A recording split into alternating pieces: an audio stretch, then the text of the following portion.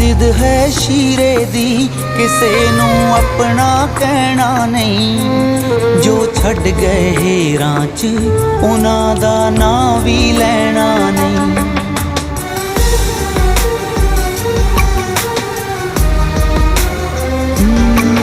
हुण जिद है शीरे दी किसे नू अपना कहना नहीं।